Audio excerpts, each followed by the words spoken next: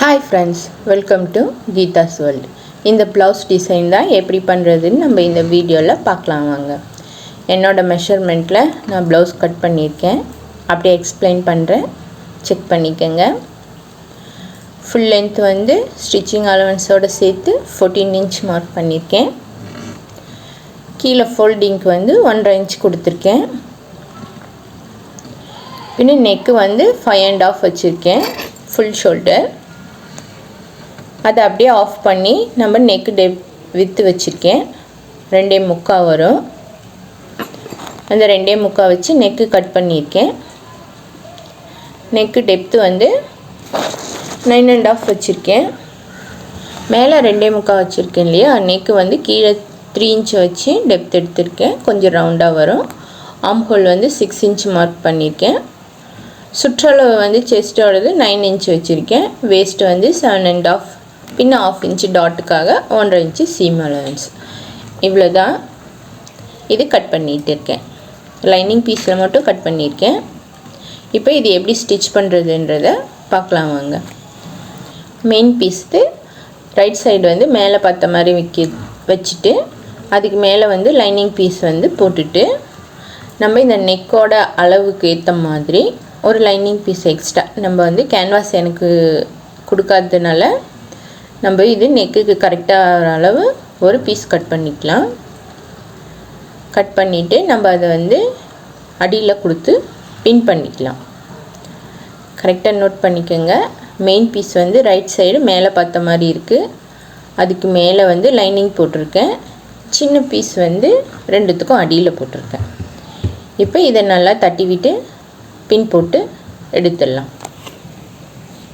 Neck ஃபுல்லாக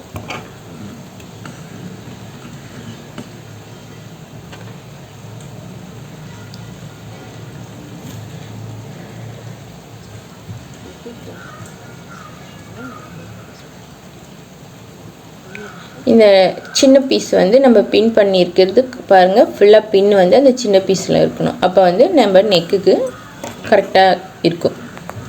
இப்போ இது ஒரு ஃபுட் அளவு வந்து அடிச்சுக்கலாம்.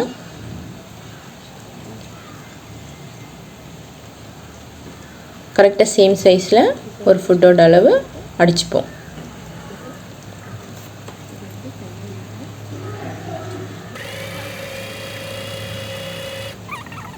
இந்த நெக்கு வந்து யூ ஷேப் திரும்புகிற இடம் கையில் வந்து நல்லா தட்டி விட்டுட்டு பிடிச்சிக்கோங்க. பிடிச்சிக்கிட்டு நெக்கு திருப்பினீங்கன்னா ஸ்லோவாக திருப்புங்க. நெக்கு வந்து பர்ஃபெக்டாக நமக்கு கிடச்சிடும்.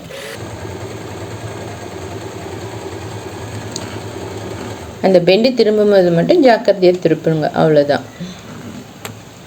இப்போ ஸ்டிச்சஸ் எல்லாம் வந்து சேம் அளவாக இருக்கான்னு ஒரு தடவை செக் பண்ணிக்கோங்க.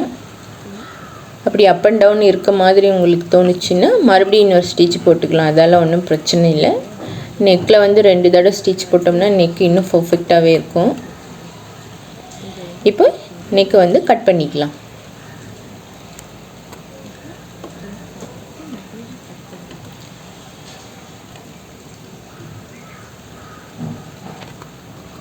இப்போ கட் பண்ணிடுவோம்.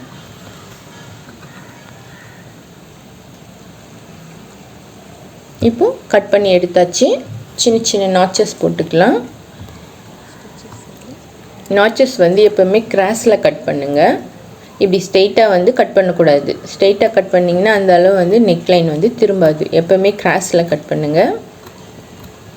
இது ஒரு சின்ன டிப்பு, அவ்வளோதான். ஃபுல்லாக கட் பண்ணி எடுத்துட்டு நம்ம இப்போ திருப்பிக்கலாம். திருப்புறதுக்கு முன்னாடி நம்ம லைனிங் பீஸை வந்து ஓப்பன் பண்ணுங்கள்.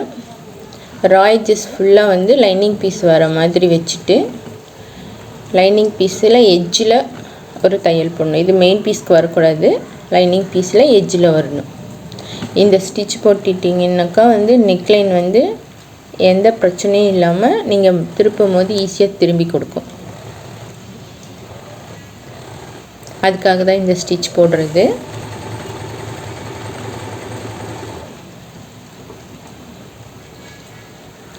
இப்போ திருப்பினீங்கன்னா ஈஸியாக திரும்பிடும்.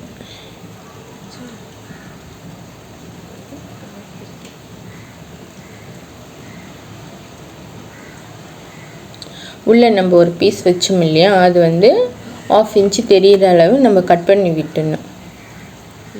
அது கட் பண்ணிட்டிங்கன்னா உங்களுக்கு அந்தளவு அது வந்து விசிபிளாக தெரியாது. நம்ம பீஸ் வச்சு மடித்தா வரும் இல்லையா, சேம் அந்த அளவு தான் இருக்கும். அது வந்து கட் பண்ணி எடுத்துருங்க. கட் பண்ணிவிட்டு இப்போ வந்து எட்ஜில் ஒரு ஸ்டிச் போட்டுக்கலாம். நீங்கள் எட்ஜில் ஒரு ஸ்டிச் போட்டுட்டு வேணும்னா ஒரு ஃபுட் அளவு கூட ஸ்டிச் போட்டுக்கலாம். நான் இப்போ ஃபஸ்ட்டு எட்ஜில் தான் போடுறேன்.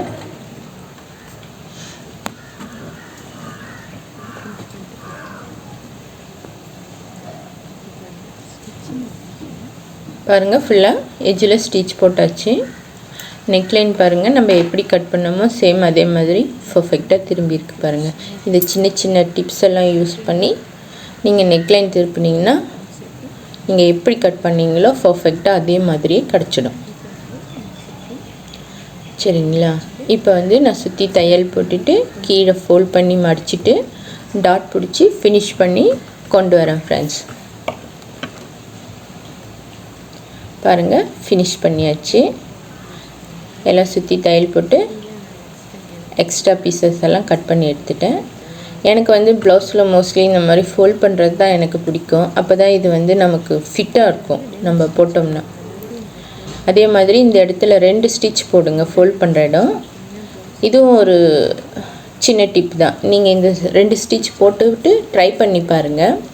ப்ளவுஸ் வந்து நல்லா சூப்பராக பக்காவாக நமக்கு உடம்புல உட்காரும், ஸ்ட்ராங்காகவும் இருக்கும். இந்த ஸ்டிச் போடுறது ஒன்றும் பெரிய விஷயம் இல்லை, நீங்கள் ட்ரை பண்ணி பாருங்கள். 2 ஸ்டிச். இப்போ நம்ம பேக் சைடு வந்து ஒரு சின்ன டிசைன் பண்ணலாம். ரைட் சைடு மட்டும் ஒரு சின்ன பட்டி மாதிரி வச்சு ட்ரை பண்ணலான்னு இருக்கேன். அதுக்கு வந்து ப்ளவுஸோட பார்டர் எடுத்திருக்கேன். நான் கைக்கெல்லாம் வந்து பார்டர் எதுவும் வைக்கல, கைக்கு வந்த பார்டர் தான் இது. சேம் அளவில் லைனிங் பீஸும் கட் பண்ணியிருக்கேன். பார்டர் வந்து உங்களுக்கு எவ்வளோ அகலம் வேணுமோ அந்த அளவு ஸ்டிச் போட்டுட்டு நம்ம திருப்பி எடுத்துருவோம். அடிச்சுட்டு திருப்பிடுவோம்.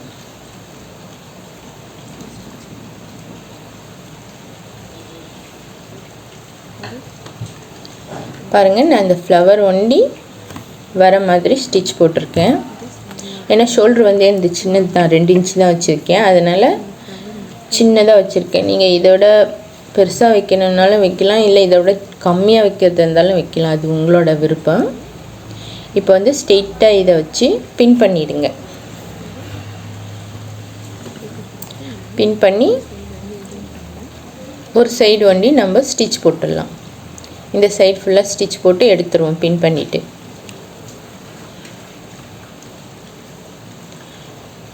ஸ்டிச் போட்டாச்சு. இப்போ வந்து இந்த சைடு வந்து ஒரு சின்ன டிசைன் பண்ணலான்னு இருக்கேன். அதுக்கு வந்து இந்த பீஸ் வந்து எனக்கு வேறு ஒரு ப்ளவுஸ் தைச்சதில் கொஞ்சம் எக்ஸ்ட்ரா மீதி இருந்தது, இதுக்கு மேட்ச் ஆகிற மாதிரி இருந்தது கலர், அதனால் இதை எடுத்திருக்கேன். இந்த பீஸ் வந்து 3x3 எடுத்திருக்கேன். இதில் வந்து சமோசா ரெடி பண்ணிடலாம். சாரீ கிளாத் வந்து 2 இன்ச்சு 2x2 வச்சுருக்கேன். இதுவும் சமோசா பண்ணிடுவோம். இப்போது இது ரெண்டுத்தையும் வந்து நமக்கு எந்த அளவு இந்த பீஸுங்க தெரியணும்னு சொல்லிட்டு யோசிக்கிறீங்களோ சேம் அந்த ஃபோல்டிங் ஒரே சைடு வர மாதிரி வச்சுக்கோங்க. தெரிகிற மாதிரி வச்சுட்டு இதை வந்து ஒரு ஸ்டிச் போட்டுக்கலாம்.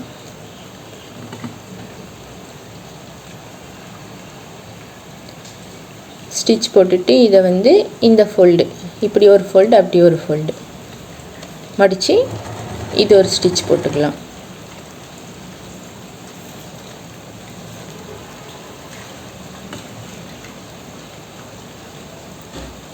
இதே மாதிரி நான் எல்லா பீஸும் ரெடி பண்ணி கொண்டு வரேன் ஃப்ரெண்ட்ஸ்.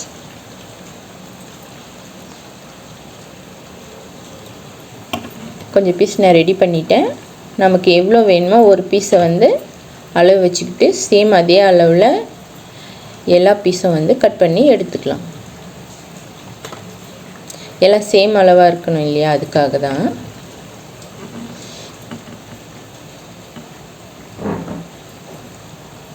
ஃபுல்லாக இதே மாதிரி கட் பண்ணி கொண்டு வரேன். கட் பண்ணியாச்சு. இப்போ நம்ம ப்ளவுஸில் அட்டாச் பண்ணிடலாம். மேலே வந்து ஷோல்டர் ஜாயிண்ட்டுக்காக ஒரு 1/2 இன்ச்சு விட்டுடுங்க. ஷோல்டர் ஜாயிண்ட்டு விட்டுட்டு மீதி வந்து இப்போ நம்ம இந்த ரெடி பண்ண பீசஸை உங்களுக்கு எந்த அளவு வெளியில் விசிபிளாக தெரியணுமோ அந்த அளவு வச்சு சின்னதாக வைக்கலாம், இல்லை உங்களுக்கு நல்லா தெரிகிற மாதிரியும் வைக்கலாம். அது ஒன்றும் ப்ராப்ளம் இல்லை. வச்சுட்டு ஸ்டிச் பண்ணிகிட்டே வர வேண்டியதான் 1 by 1. சரிங்களா?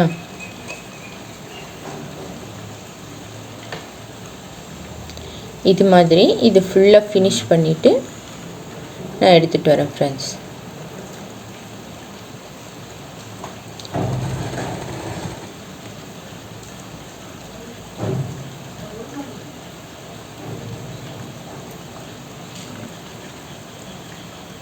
பாருங்கள், ஃபுல்லாக முடிச்சுட்டேன். இப்போ அந்த சமோசாவில் வந்து நம்ம ஒரு பீடு வச்சு தச்சிடுவோம். இது 3 mm பீடு, ரவுண்ட் பீடு தான். ஒரு சமோசா தச்சு முடித்த உடனே நாட் போட்டு கம்ப்ளீட் பண்ணிடணும். அப்படியே தைக்காதீங்க, அது அருந்துக்கிறதுக்கு நிறைய சான்சஸ் இருக்குது. அதனால் ஒரு பீடு வச்சோடனே பேக்கில் ஒரு நாட் போட்டுருங்க. இதே மாதிரி இது கம்ப்ளீட் பண்ணி கொண்டு வரேன் ஃப்ரெண்ட்ஸ். பாருங்கள், முடிச்சிட்டேன்.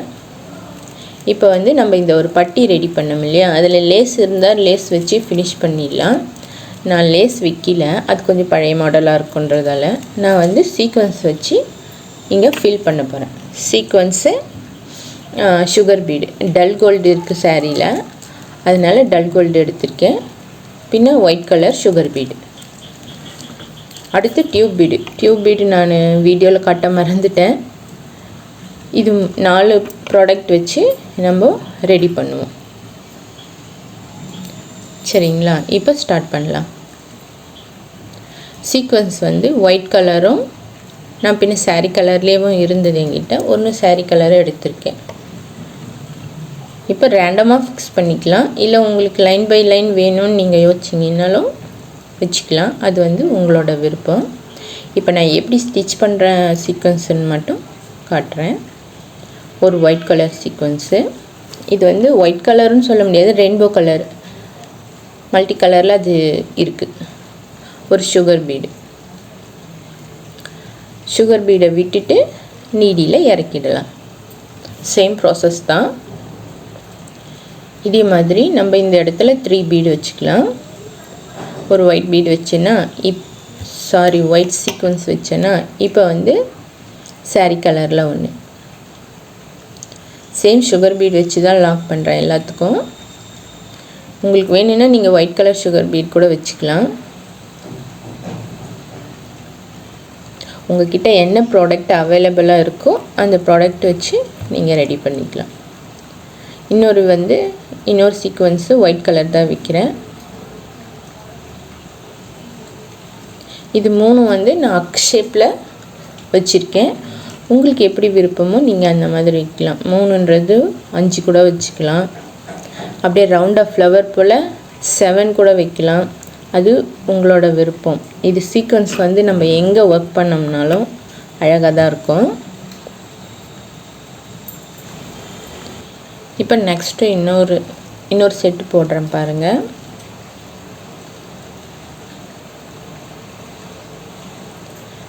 சாரீ கலர் அது சீக்வன்ஸு, இது ரெயின்போ கலர்.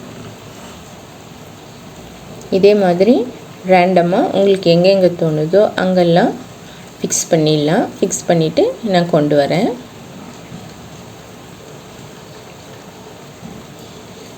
ஒவ்வொரு தடவை செட்டு போடும் போதும் லாக் பண்ணிக்கோங்க பின்னாடி. நான் முடிச்சிட்டேன். இப்போ ஃப்ளவர் இருக்கு இல்லையா, அதனால் ஒரு க்ரீன் ஆட் பண்ணால் பார்க்க இன்னும் லுக்காக இருக்கும். அதனால் லீஃப் சீக்வன்ஸ் எடுத்திருக்கேன். சீக்வன்ஸ் ஒன்று போட்டுட்டு இதுக்கு தான் டியூப் பீட் யூஸ் பண்ணுது. இதில் நீங்கள் வேணும்னா சுகர் பீட் கூட யூஸ் பண்ணிக்கலாம். 3 or 4 வரும். போட்டுட்டு எந்த ஷேப்பில் உங்களுக்கு வேணுமோ அந்த சைடு வந்து வச்சுட்டு லாக் பண்ணிடுங்க. இப்போ அந்த லீஃப் சீக்வன்ஸ் போட்டோம் இல்லையா, அதுக்கு ஆப்போசிட் சைடு வந்து சின்னதாக ஒரு கொம்பு மாதிரி போடுவோம். அதுக்கு ஒரு சீக்வன்ஸு ஒரு ஒயிட் கலர் சுகர் பீடு போட்டு கொஞ்சம் ஸ்லாண்டிங்காக போட்டுட்டுங்க நீடியில் இறக்கிட்டு சுகர் பீடை வந்து லாக் பண்ணிவிடுங்க. ஏன்னா சுகர் பீடை லாக் பண்ணிட்டோம்னா அது வந்து சேஃபாக இருக்கும், அப்படி இப்படி எங்கேயும் மூவ் ஆகாமல் இருக்கும். அதுக்காக லாக் பண்ணணும், கண்டிப்பாக லாக் பண்ணுங்கள்.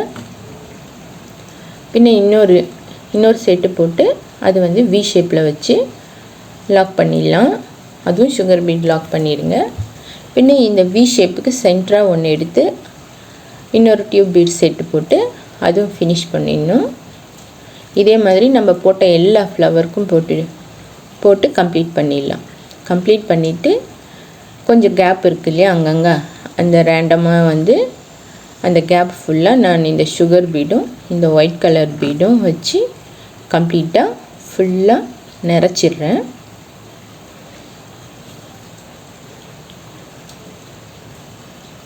பாருங்கள், ஃபினிஷ் பண்ணிட்டேன். இது வீடியோவில் கொஞ்சம் டல்லாக தெரியுது, ஆனால் நேரில் வந்து எனக்கு ரொம்ப பிடிச்சது. சிம்பிளான ஒர்க்கு தான், ஆனால் செம்மையாக இருக்குது. பேலன்ஸ் இருந்த இடமெல்லாம் ரேண்டமாக அங்கே கொஞ்சம் தூரம் தான் செட் பண்ணியிருக்கேன். நீங்கள் இதில் வேணும்னா இன்னொரு ஃப்ரெஞ்ச் நாட் கூட ஆட் பண்ணிக்கலாம். ஆனால் நான் சுகர் பீடும் ஒயிட் பீடும் தான் போட்டிருக்கேன். இந்த சமோசாவில் ஃபுல்லாக ரெயின்போ கலர் சீக்வன்ஸ் வச்சு சேம் செட்டப்பில் பண்ணியிருக்கேன். அவ்வளோதான் ஃப்ரெண்ட்ஸ். இது உங்களுக்கும் பிடிச்சிருக்கும்னு நம்புகிறேன்.